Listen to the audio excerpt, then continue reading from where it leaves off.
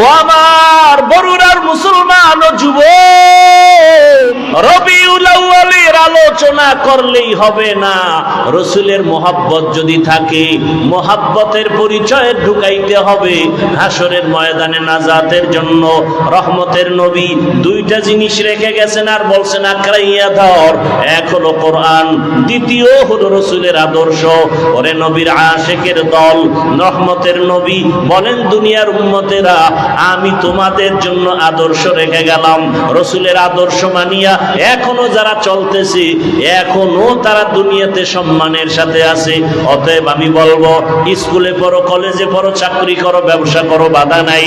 ও আমার বাবারা, বৃদ্ধ বাবাজি, যুবক, পর্দার আড়ালের মা বোনেরা, রহমতের নবীর আদর্শ মতো জীবনটা চালাবেন। দুনিয়ার বাদশা, আখিরাতেও শান্তি। আপনার রসুলের আদর্শ মতো চলতে গেলে কষ্ট নাই। রসুলের আদর্শে চুল ফালাবেন, রসুলের আদর্শে আঙ্গুলের নখ কাটবেন, রসুলের আদর্শ মতো জুতা পরবেন, রসুলের আদর্শ মতো ডান কাতে ঘুমাবেন, খানা খাওয়ার আগে বিসমিল্লাহ বলবেন।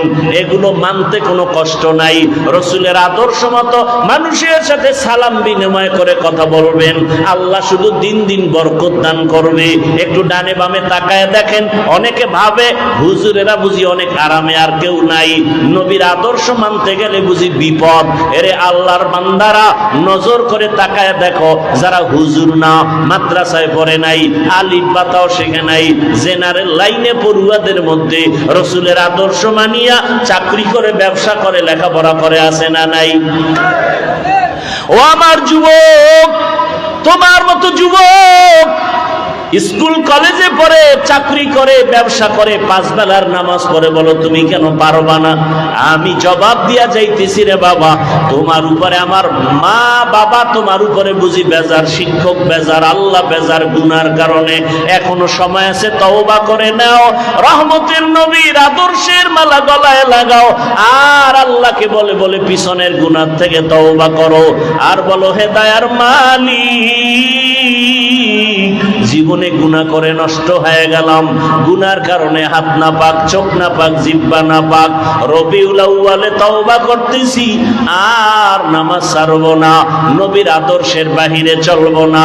মা বাবার দোয়া নিয়া, শিক্ষকের দোয়া নিয়া, উলামায়ে কেরামের পরামর্শ নিয়া নবীর তরিকা আদর্শ মেনে চলবো। মা বাবাকে কষ্ট দিব না, নামাজ ছাড়বো না, বেপরদায় চলবো না, দাড়ি কাটবো না, জবান দিয়া গালি দিব না, গীবত করব না, মিথ্যা বলবো না, হাতের মাধ্যমে কারো ক্ষতি করব না, জবানের কথার মাধ্যমে কারো ক্ষতি করব না। আল্লাহর কাছে যদি কেউ খাঁটি অন্তরে তওবা করে, আল্লাহ মুহূর্তে তার জীবনের সব গুনাহগুলো মাফ করে দিবেন। ও পর্দার আড়ালের আম্মা জানেরা, আল্লাহ পাক এত মর্যাদা আপনাদের দিয়েছেন। রহমতের নবী একটা সন্তান ছেলে পান নাই, 4 কন্যার বাবা হয়েছেন। রহমতের নবী আপনার এত দামি, আপনার এত আলেম হাফেজে কোরআনদের মায়ের মতো দামি। আপনার মতো কত মা এখনো আছে, নামাজ পড়ে, পর্দা করে, মোবাইলে সময় নষ্ট করে না। আপনারা কেন পারবেন না রে মা? আল্লাহর কাছে দোয়া করেন, তওবা করেন, সন্তানটাকে ডাক্তার বানান, ইঞ্জিনিয়ার বানাবেন, বাধা নাই। তবে আদর্শওয়ালা বানায় যান, নামাজি বানায় যান, কোরআন পড়নেওয়ালা বানায় যাবেন। আপনার সন্তান ডাক্তার হইয়াও মা বাবার জন্য দোয়া করবে, ভুলবে না। ইঞ্জিনিয়ার হলো মা বাবাকে ভুলবে না। উলামায়ে কেরামের পরামর্শ নিয়ে চলবে। ডাক্তার, ইঞ্জিনিয়ার, প্রফেসর হলেও সে আল্লাহর রাস্তার বাইরে যাবে না। আল্লাহর কাছে তওবা করেন আম্মা জান, জীবনে আর স্বামীর মাল নষ্ট করবেন না। সন্তানটাকে আদর্শ ডাক্তার বানাবেন, ইঞ্জিনিয়ার বানাবেন, সন্তানটাকে নবীর আদর্শওয়ালা প্রফেসর বানাবেন। 5 ওয়াক্ত নামাজ আদায় করবেন, মোবাইলে সময় নষ্ট করবেন না। বৃদ্ধ বাবাজিরা, আপনার মতো কত বাবারা মসজিদে গিয়া নামাজ আদায় করে, নিজেকে প্রশ্ন করেন আপনি কেন পারবেন না? ওয়া নাশহাদু আন্না সাইয়্যিদানা ওয়া সানাদানা ওয়া হাবিবানা ওয়া হাবিবা রাব্বিনা وطبيبنا وطبيب قلوبنا ومولانا محمدا عبده ورسوله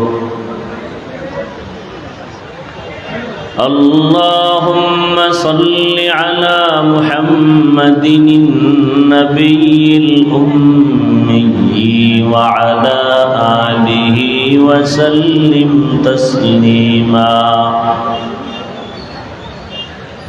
وبعد فأعوذ بالله من الشيطان الرجيم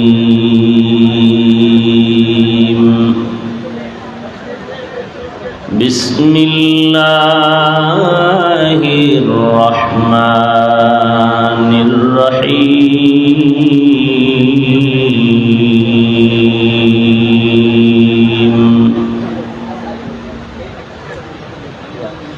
ما آتاكم الرسول فخذوه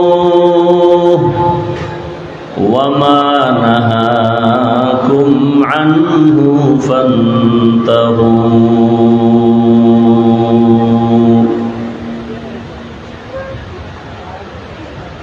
وقال رسول الله صلى الله عليه وآله وسلم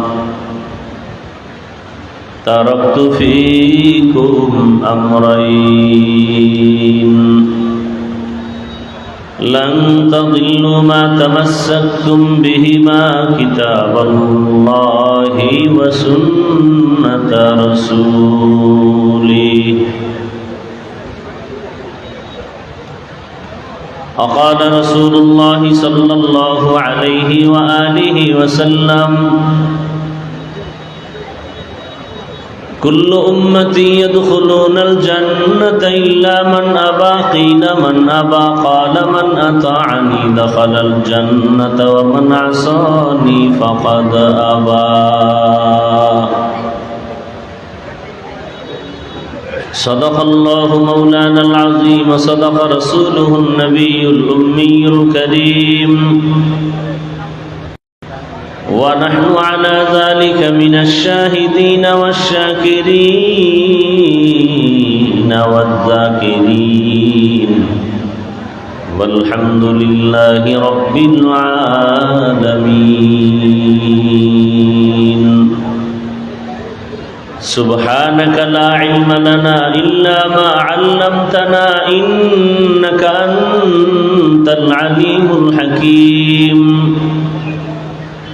رب اشرح لي صدري ويسر لي أمري واحلل عقدة من لساني يفقه قولي مومن جو فدا نقش کفے پائے نبی ہو مومن جو فدا نقش کفے پائے نبی ہو زیر قدم آج بھی عالم کا خزینہ ہو زیر قدم آج بھی عالم کا خزینہ گر سنت نبوی کی کرے پیروی امت گر سنت نبوی کی کرے پیروی امت طوفان سے نکل جائے گا پھر اس کا سفینہ طوفان سے نکل جائے گا پھر اس کا سفینہ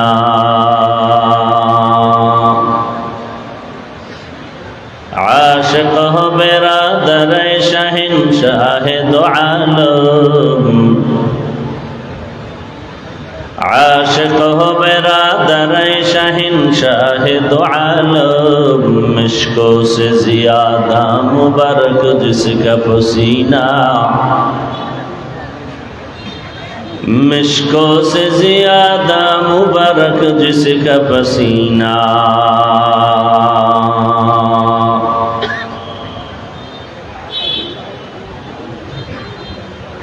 کر دل میں طرف ہو میرے آقا کا زیارت کر دل میں طرف ہو میرے آقا کا زیارت एक आन में आए नबी दिखला दे मदीना, एक आन में आए नबी दिखला दे मदीना। ला इलाहा इल्लल्लाह, ला इलाहा इल्लल्लाह, ला इलाहा इल्लल्लाह, ला इलाहा इल्लल्लाह, ला इलाहा इल्लल्लाह, ला इलाहा इल्लल्लाह, ला इलाहा इल्लल्लाह, ला इलाहा इल्लल्लाह, ला इलाहा, ला इलाहा इल्लल्लाह।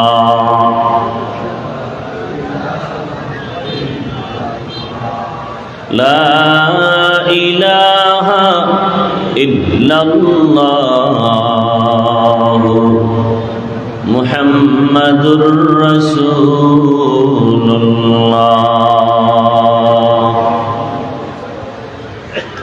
বরুড়া উপজেলা আহলে সুন্নাত ওয়াল জামাত পরিষদের উদ্যোগে আয়োজিত সিরাতুন নবী সাল্লাল্লাহু আলাইহি ওয়াসাল্লাম সম্মেলন 10 সেপ্টেম্বর 2025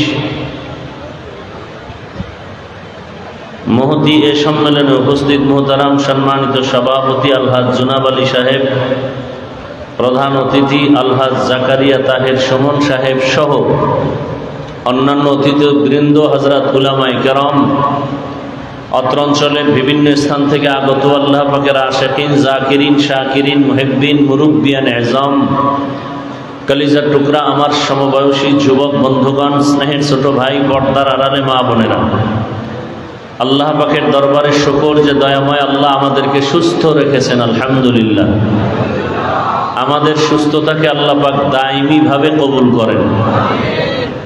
হাজারো লাখো মানুষের ভেতর থেকে বাছাই করে পৃথিবীর শ্রেষ্ঠ মজলিস, উলামায়ে আহলে হকের মজলিস, গুনাহ মাফের মজলিস, তওবা কবুলের মজলিসে আল্লাহ আমাদেরকে হাজির হওয়ার তৌফিক দান করেছেন।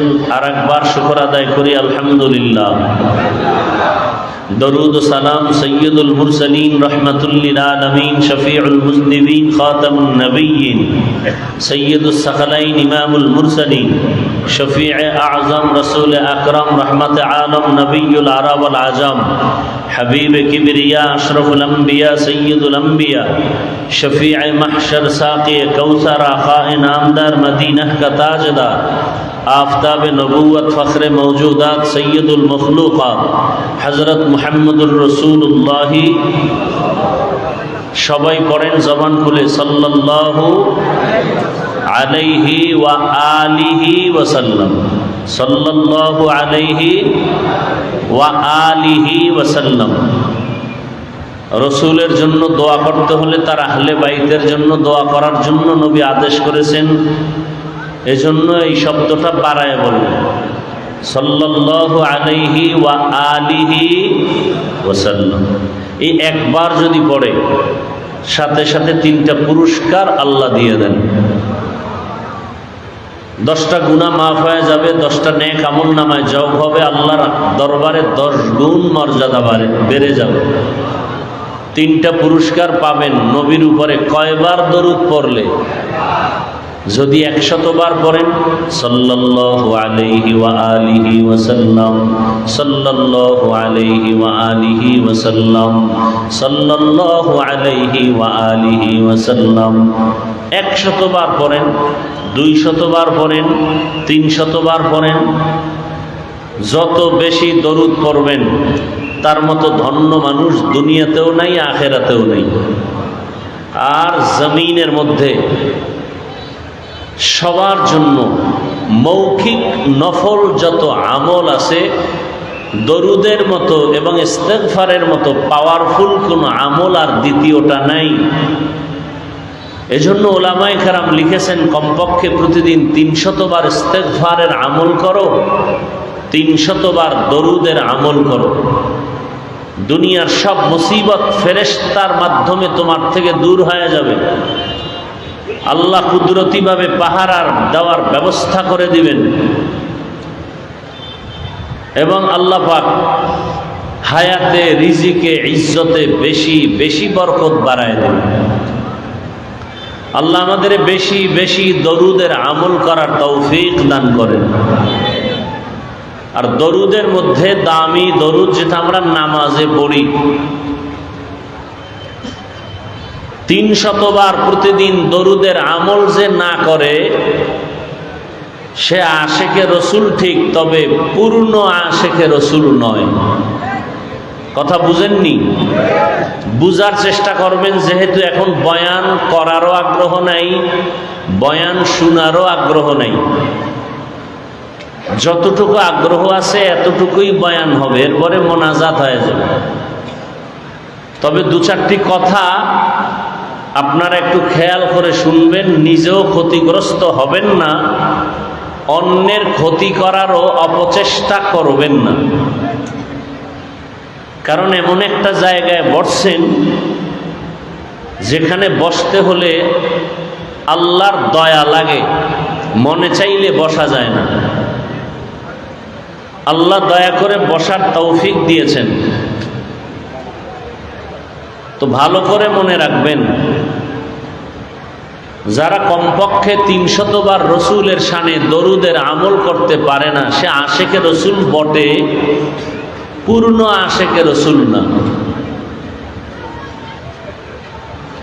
আবার রসুলের আশেককে বুঝাবার স্বার্থে বলছি, মূল কথা বুঝাবার জন্য 2-1টা উদাহরণ দেওয়া হয়। উদাহরণ মূল বিষয় না, মূল জিনিসটা বুঝা হলো আসল বিষয়। যেমন আমাকে যারা মহব্বত করে, আপনারা আমি ধরে নেই সবাই আমাকে ভালোবাসেন, মহব্বত করেন। এই ভালোবাসা মহব্বতের মাঝেও একেবারে অন্ধ আমার মহব্বত করনেওয়ালা, সে কেমন? বলে তার টুপিটা আমার টুপির মতো হবে, তার পোশাক আমার পোশাকের মতো হবে, তার পোশাকের কালার আমার পোশাকের কালারের মতো হবে। আমরা এখানে যারা বসছি সবাই আশেকে রসুল, কিন্তু খাঁটি আশেক কে? খাঁটি আশেক ওই ব্যক্তি যে রসুলের ডিজাইনে, রসুলের রঙে যে রঙিন হবে। আঙ্গুলের নখের দিয়ে তাকাইলে বোঝা যাবে মদিনার লাইনে নখ কাটা। চুলের দিকে তাকাইলে প্রমাণ হবে যে দুনিয়ার কোনো বেঈমান আর নাস্তিক আর দুনিয়াদারের ডিজাইনে চুল কাটে নাই, চুল কেটেছে রসুলের আদর্শ অনুযায়ী। টুপির দিকে তাকাইলে সুন্নত পুরা বডির মধ্যে দেখা যাবে। পানি পান করতেছে, সেখানেও দেখা যাবে রসুলের অনুসরণ করে। ডান হাতে পানি পান করে, 3 শ্বাসে পানি পান করে। এইরকম সুন্নত অনুযায়ী যারা চলে এরা খাঁটি রসুলের আশেক। আর যারা আশেক দাবি করে রসুলের সুন্নত অনুযায়ী, টুপি নাই, নামাজ নাই, পর্দা নাই, হালাল নাই, এরা আশেকে রসুল না, বরং রসুলের দুশ্মন, ভণ্ড। এই কথাটা বুঝতে আপনাদের কষ্ট হয়েছে? যারা সুদের সাথে জড়িত এরা রসুলের আশেক নয়, সব ভণ্ড। যারা হারাম টাকায় ব্যবসা চাকরি করে এরা রসুলের আশেক না, সব ভণ্ড। যারা রসুলের সুন্নত মানে না, অন্য সুন্নত মানলেও পছন্দ করে না, তারা ভণ্ড। রসুলের আশেক কাকে বলে এ বিষয়ে কিছু আলোচনা হবে আপনাদের ধৈর্যের উপরে। আয়াত আর হাদিসের তরজমাটা বলে নেই।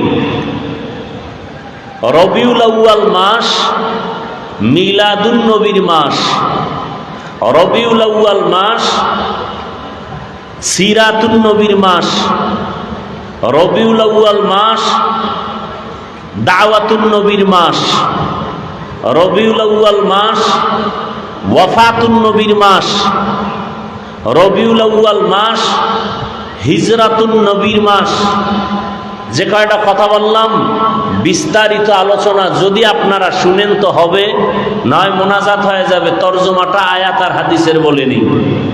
আল্লাহ বলেন, মা আতাকুমুর রাসূলু ফাখুযুহু ওয়া মা নাহাকুম আনহু ফান্তাহু। আল্লাহ বলেন, হে রাসূল আমার পক্ষ থেকে জানায় দেন। মূলত রাসূল বলেন না, আল্লাহ রাসূলের স্পিকার হয়ে কথা বলতেছেন। আল্লাহ বলেন, আমি বলতেছি, ও দুনিয়ার মানুষ, আমার প্রিয় রাসূল রহমতের নবী তোমাদের সামনে যা নিয়ে আসছেন তা আঁকড়াইয়া ধরো, আর যা থেকে তোমাদের নিষেধ করেছেন এর থেকে তোমরা নিজেদেরকে বিরত রাখো। তরজমা বলতেছি, ব্যাখ্যা পড়ে দুইটা হাদিস পড়েছি। রহমতের নবী বলেন, ও দুনিয়ার উম্মত, আমি বিদায় হয়ে যাচ্ছি।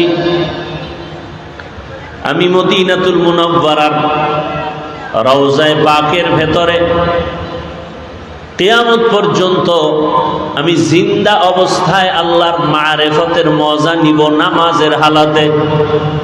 তবে বিদায় বেলা দুটো জিনিস আমি তোমাদের সামনে রেখে গেলাম এবং চ্যালেঞ্জ দিয়ে দিলাম, এই দুই জিনিস যারা আঁকড়াইয়া ধরবা তোমাদের ঈমানও যাবে না, সম্মানও যাবে না। ওই দুই জিনিসের এক হলো কোরআন, দ্বিতীয় হলো রহমতের নবীর সুন্নত বা আদর্শ। আর একটা হাদিস পড়েছি, নবী বলেন, কুল্লু উম্মতি ইয়াদখুলুনাল জান্নাতা ইল্লা মান আবা। সব উম্মতেরা জান্নাতে যাবে, যারা আমি মুহাম্মদরে মানে না তারা জান্নাতে যাবে না। ইল্লা মান আবা। সাহাবায়ে কেরামদের মধ্যে কেউ প্রশ্ন করলেন, ইয়া রাসূলুল্লাহ, আপনাকে মানে না তারা কারা?